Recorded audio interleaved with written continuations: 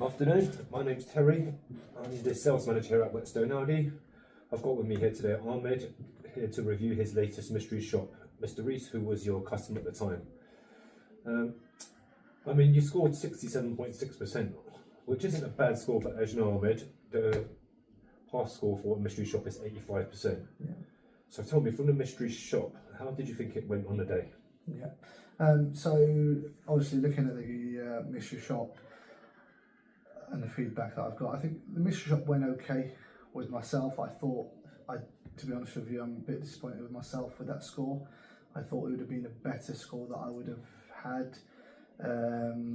But looking at the notes, obviously I can see. So I think the mystery shop did go okay in my personal opinion. However, I think lack of organisation is where I failed on, and I think that's what kind of has hit me here. And looking at the feedback, that's quite clear. I mean, looking at it from one of the sections where you fell back on was where you scored 35 out of 100%. Yeah. From those, it was down to your organisation. I mean, what do you think went wrong on that side of things? Yeah, so actually what kind of went wrong really is I should have been more prepared, and I should have allowed myself more time with this particular customer. I think I had a handover which I was a bit panicking about, and obviously that's only for me to blame.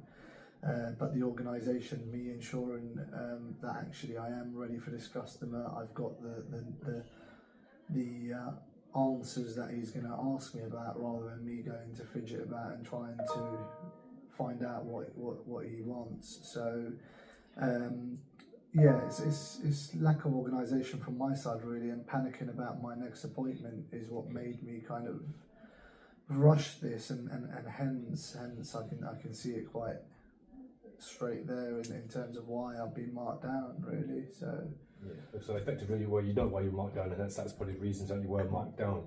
I mean, again, like I said, another thing that you said, it took a bit long for you to see the customer. I mean, instead of, hey, you took 10 minutes before the customer's even greeted. I mean, generally, you shouldn't be taking so long. I mean, what went wrong there on that side? yeah, so again, I think that's a bit of both, where reception was trying to get hold of me, and I was on the phone with another customer. But again, it's my own fault. They were trying to get hold of me. I was actually on the phone with another customer, and the customer obviously had an appointment and he was waiting for me, so that's why it took 10 minutes. I did apologise to the customer when I went down, but again, I should have been a bit more organised, where I should have actually, especially knowing that it was an appointment, I should have really sat downstairs and was ready for the customer, so that it doesn't leave that 10 minutes gap, because I would have seen him. But instead, I was upstairs on my desk on the phone, and it's only myself to blame for. So really, it's interesting, but I will need to improve on that, and going forward, definitely be a bit more organised. When I know I've got an appointment, I should be sitting downstairs 5 minutes before the appointment at least, waiting for that customer to come in. Yeah, perfect. Well, I mean, it's good that you mentioned the timing, and it's one of the areas where you know how you could have improved on it. So it's good that you can see that. I mean, another thing was obviously looking at the issue. I mean, another thing, that area that was a bit of a markdown was the test drive. I mean, that was another area where you were marked down on quite a, well, it was not substantially, but I mean, your qualification generally is perfect. So well done on that generally. So on the day, what do you think went wrong on the test drive? Again, it comes to organisation. So I didn't have the car on the forecourt ready to drive, so I had to get the car digged out because it was blocked in by another car, which again, it's not my fault in a way, but it is my fault because I should have just got that car out. There was another handover blocking it, so that took slightly longer for me to get the car out. Then I was panicking about my next appointment.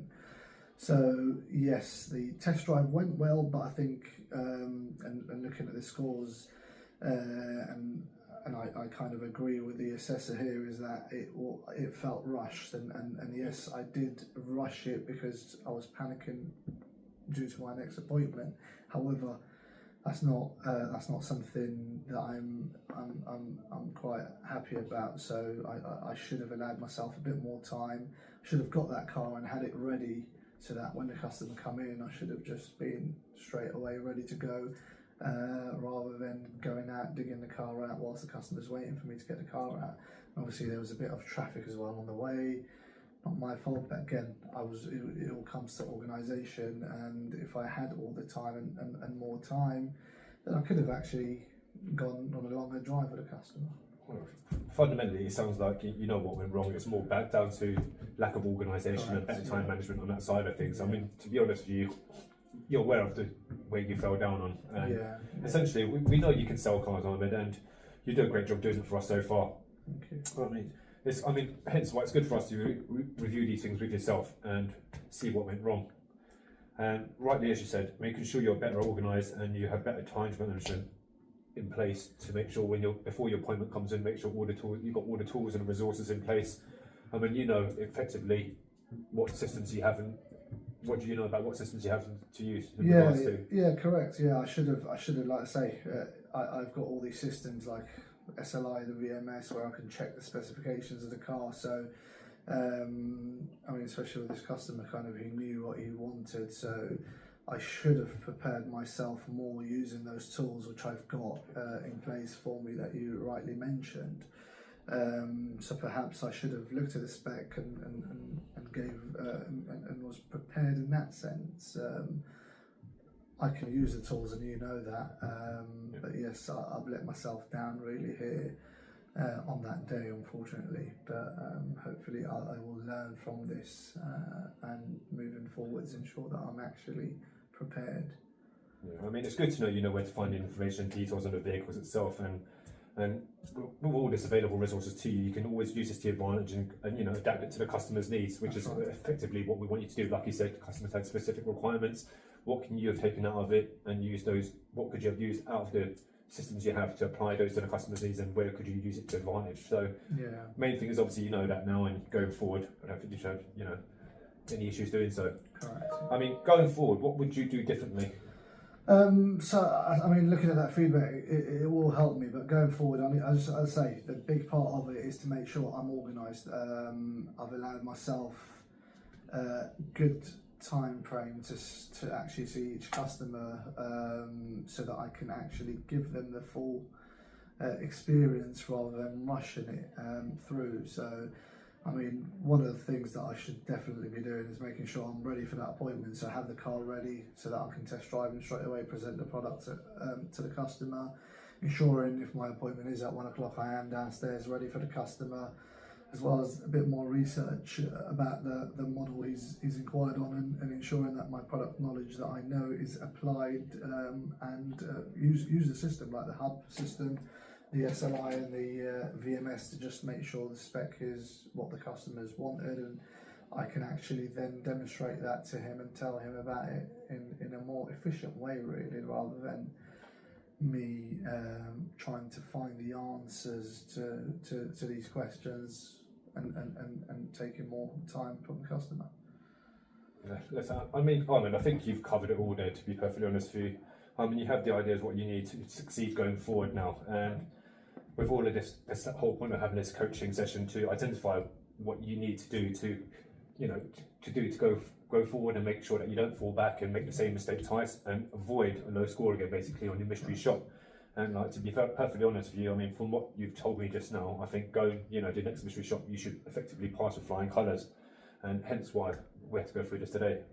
I mean, I'm quite pleased with, to be honest, I'm quite pleased with that. And going forward, I think that, you won't have to make the same mistake twice. And to be honest with you, I think you're doing a great job for us so far. And if you've improved in certain areas, like the main thing, obviously, organisation and time management is the two main things that you stated to me that you think you can improve on. And I think once you've got those two bits tidied up, I mean, to be honest with you, you can only go forward. So hopefully, yeah, that's a big, obviously. Thank you for the feedback, and I appreciate this coaching session that we're going through this, because I think it will help me going forwards now that I know the areas where I'm actually lacking on, and definitely organisation, as I say, is one of them. So yeah, you're right in saying that. Hopefully, the next mystery shop will be much better than this. Well, thank you very much for your time, Ahmed. I mean, I really appreciate it. From what I can see, you've actually taken on board in terms of where you tripped over. So going forward, I think you're only going to succeed. So hopefully, fingers crossed. Appreciate it. Thanks, Gary. Well done. Take care. Bye.